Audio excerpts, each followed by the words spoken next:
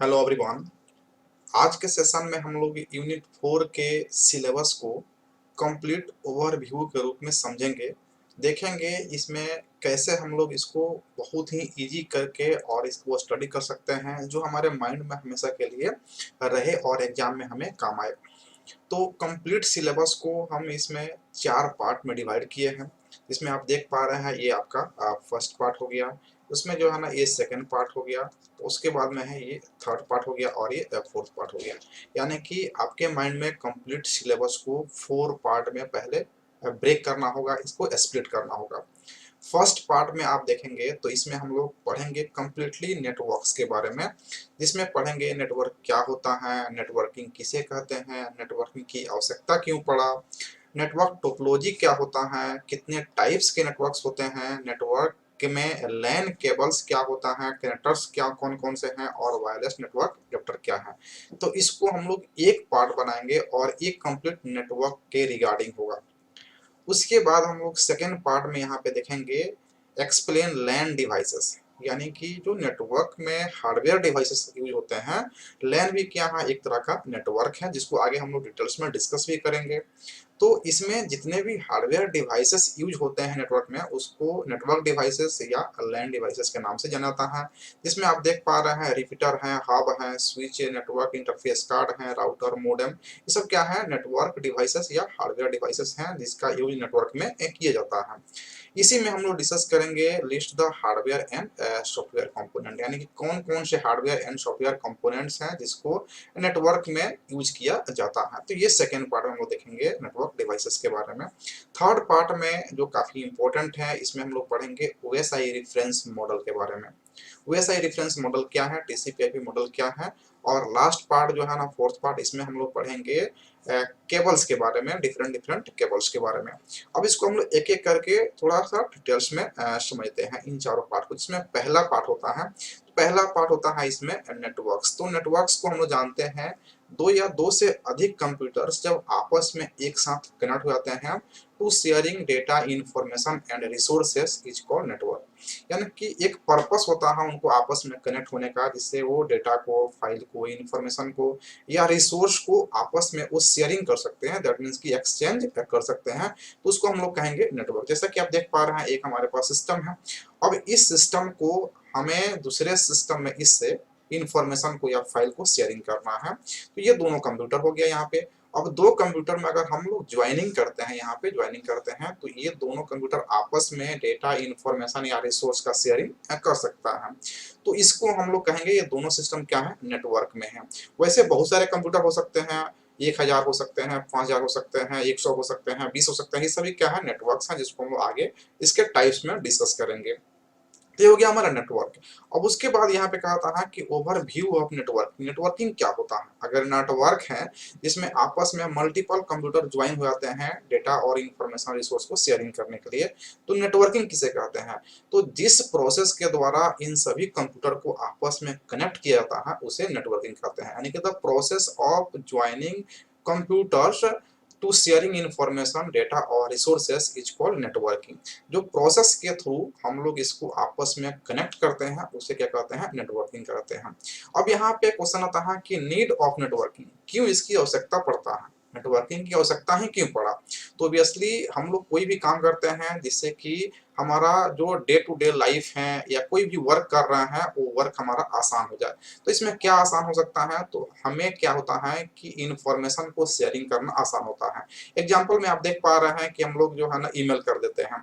तो ईमेल किसी भी को ही कुछ इंफॉर्मेशन शेयर करना है या फोटो शेयर करना है, तो हम लोग इजिली जो है ना ईमेल कर देते हैं और डिस्टेंस मैटर नहीं करता है। बहुत ज्यादा डिस्टेंस पे कोई आदमी है, एक वर्ल्ड से दूसरे वर्ल्ड में है, तो भी इंफॉर्मेशन को शेयरिंग बहुत ही इजीली कर लेते हैं नेटवर्क पे। तो इससे क्या होता है कि यहाँ पे डिस्टेंस का कोई बैरियर नहीं रहता है, साथ ही साथ टाइम का कोई बैरियर नहीं है, क्योंकि बहुत ही कम समय में हम लोग इंफॉर्मेशन को शेयरिंग कर लेते हैं।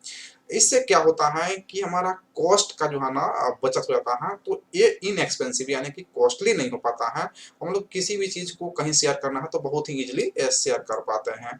तो इस कारण से जो है ना ये क्या होता है, इसकी आवश्यकता पड़ा और ये काफी यूजफुल होता है हम लोग के डे टू डे लाइफ में। उसके बाद यहाँ पे कहा जा रहा है कि नेटवर्क टोपोलॉजी किसे कहते हैं। तो टोपोलॉजी का मतलब ही होता है स्ट्रक्चर, स्ट्रक्चर। जब हम लोग कंप्यूटर को ज्वाइन करेंगे आपस में, तो ज्वाइन करने के बाद उसका डिफरेंट डिफरेंट लॉजिकल स्ट्रक्चर बनते हैं। तो उस डिफरेंट डिफरेंट लॉजिकल स्ट्रक्चर को अलग अलग नाम से हम लोग जानते हैं। तो उसको हम लोग नेटवर्क टोपोलॉजी कहते हैं। जैसे कि अगर हम लोग कंप्यूटर को ज्वाइन करते हैं यहाँ पे, और एक ये चार कंप्यूटर यहाँ पे हो गया, और इसको हम लोग इस तरह से ज्वाइन कर दिया, तो ये क्या होता है, एक रिंग बन जाता है। तो इसको हम लोग बोलते हैं रिंग टोपोलॉजी। जैसे कि यहाँ पे मल्टीपल कंप्यूटर्स ज्वाइन हुए हैं, तो यहाँ पे देख पा रहे हैं कि एक सेंट्रल हब है यहाँ पे, और इसको हम लोग हब मान लेते हैं। तो बाकी सारे कंप्यूटर आपस में ज्वाइन हो गए हैं हब के थ्रू। तो इसको हम लोग अगर सेंटर मानते हैं, तो बाकी सारे कंप्यूटर इधर आपस में ज्वाइन हुए, तो इसको हम लोग स्टार के रूप में देख पा रहे हैं। तो इसको हम लोग कह देंगे स्टार टोपोलॉजी। दैट मीन्स कि the structure of network is called network topology. और इसमें 5 तरह के हम लोग टोपोलॉजी देखेंगे। जैसे हब हो गया, उसके सॉरी यहाँ पे 5 टोपोलॉजी आपका हो जाएगा, जिसमें पहला आपका हो जाएगा बस टोपोलॉजी, उसके बाद ring topology, star topology, tree topology and mesh topology. इसको हम लोग डिटेल्स में आगे डिस्कस करेंगे। उसके बाद हम लोग बात करेंगे classification of network, that means की types of network based on area cover, यानी कि जिस तरह के एरिया कवर कर सकता है उसको उसके अनुसार नाम दिया गया है। जैसे यहाँ पे लैन है, इसका नाम ही है लोकल एरिया नेटवर्क, यानी कि लोकल कंप्यूटर को आपस में कनेक्ट कर सकता है। जैसे अगर किसी कॉलेज की बात करें, किसी ऑर्गेनाइजेशन की बात करें, किसी यूनिवर्सिटी की बात करें, तो उसके अंदर में जो नेटवर्क यूज किए जाते हैं वो क्या होते हैं, लैन नेटवर्क की यूज किए जाते हैं। और ये नेटवर्क का सबसे सिंपलेस्ट फॉर्म होता है। अगर आपको किसी सिटी को कनेक्ट करना है, तो उसके लिए हम लोग मैन का यूज कर लेंगे, मेट्रोपॉलिटन एरिया नेटवर्क। अगर हमें किसी स्टेट को कनेक्ट करना है, या पूरे वर्ल्ड में कनेक्ट करना है, या पूरे एक देश के अंदर में इंटरनेट को अगर शेयर करना है, इंटरनेट नेटवर्किंग करना है, तो उसके लिए हम लोग वैन का यूज कर लेते हैं। क्योंकि जो वैन है उसका जो है ना बेस्ट एग्जांपल देखने को मिलता है इंटरनेट, जो पूरे वर्ल्ड को एक साथ कनेक्ट करने का काम करता है। तो ये डिफरेंट डिफरेंट नेटवर्क्स होते हैं। उसके बाद हम बात करेंगे know about LAN cables. LAN cable, जब भी आप कंप्यूटर को कनेक्ट करेंगे तो वो दो तरीके से कनेक्ट कर सकते हैं, वायरलेस या फिर वायर्ड।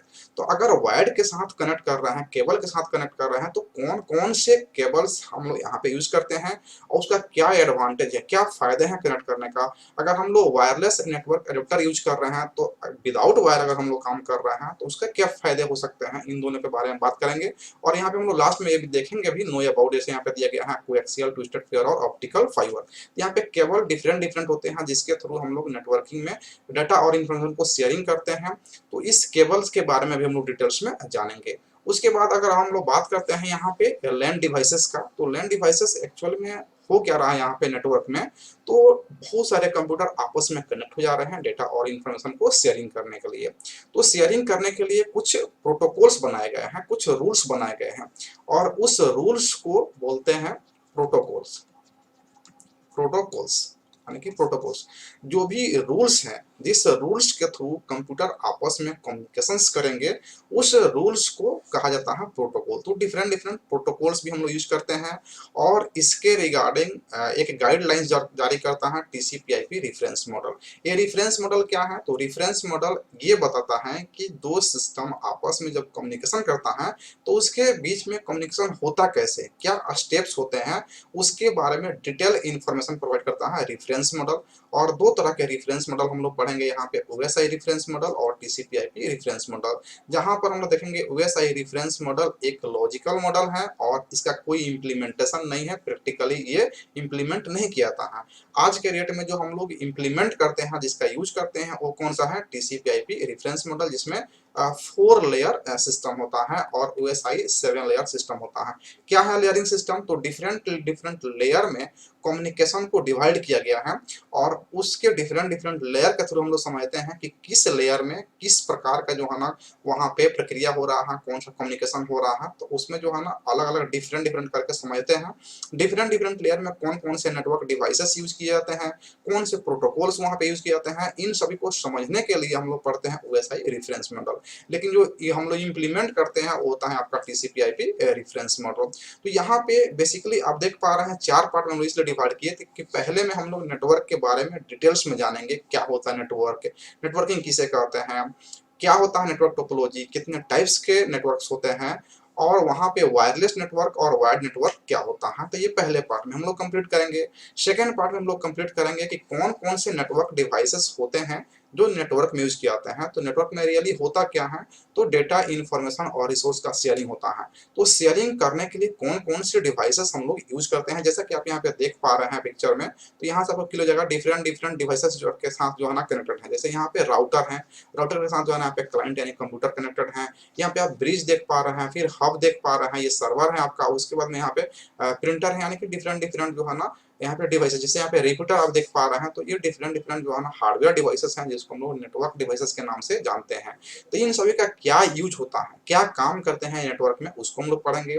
थर्ड में हम लोग पढ़ेंगे OSI reference model and टीसीपी/आईपी reference model, यानी कि ये रेफरेंस मॉडल हम लोग को ये समझने में हेल्प करता है कि एक्चुअल में कम्युनिकेशन हो कैसे रहा है, और कम्युनिकेशन में कौन कौन से स्टेप्स जो है ना होते हैं, उसको डिफरेंट डिफरेंट लेयर में डिवाइड करके बताया गया है। और वहां से हम लोग समझेंगे किस लेयर में कौन सा हार्डवेयर डिवाइसेस यूज होते हैं, किस लेयर में कौन से प्रोटोकॉल्स यूज होते हैं। इसके बारे में हम लोग डिटेल्स में यहाँ पे समझते हैं कि कम्युनिकेशन कैसे हो रहा है।